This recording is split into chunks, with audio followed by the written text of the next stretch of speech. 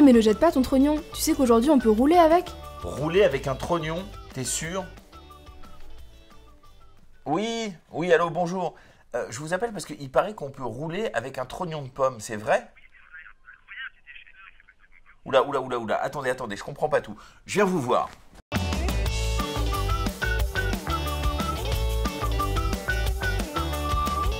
Eh bien voilà, je viens d'arriver à Morsbach en Moselle sur le site de Métavalor. Métavalor, c'est un site pionnier en France en matière de méthanisation. On va voir comment ça se passe.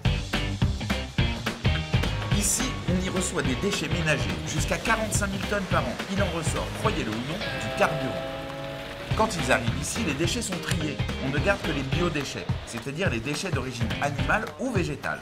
Ces biodéchets, on va les faire passer dans un digesteur. Ça va, pour commencer, donner un compost d'excellente qualité qui pourrait être transformé en engrais.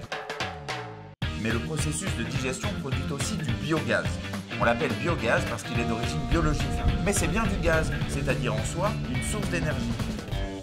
La singularité ici de ce site, ça a été de tirer un profit environnemental maximum du biogaz produit dans les digesteurs, à savoir que nous faisons ici de l'électricité, de la chaleur et du biométhane.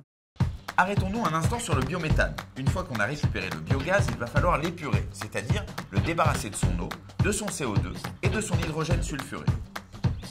Bon, si on résume, grâce à mon trognon, on peut obtenir de l'électricité, de la chaleur et du biométhane. Ça, c'est la triple valorisation. Pas mal pour un trognon quand même. Bon, moi ce que j'aimerais bien savoir, c'est comment le gaz sort de cette usine pour se retrouver dans ma gazinière, dans ma cuisine. Alors pour continuer mon enquête, j'ai rendez-vous avec Alexis Lezel, ingénieur GRDF.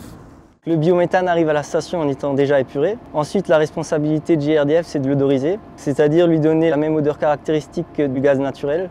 Ensuite, on va abaisser sa pression pour pouvoir permettre l'injection dans le réseau. Lorsqu'il est conforme, on l'injecte dans le réseau où il se mélange avec le gaz naturel. On peut donc le retrouver chez le particulier, mais aussi à la station de gaz carburant.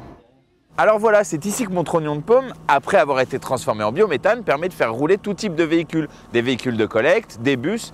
Moi, je trouve ça assez incroyable.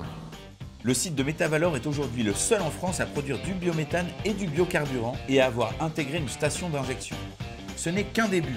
Ce site servira en partie de modèle à près de 400 autres projets de biométhane menés par GRDF sur tout le territoire. Et ça ne s'arrête pas là. Le biocarburant est aussi développé dans plusieurs pays d'Europe et même au-delà. On dirait bien que notre trognon de pomme a une longue vie devant lui.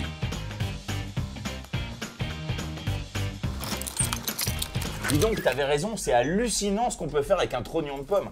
Faut que je te raconte.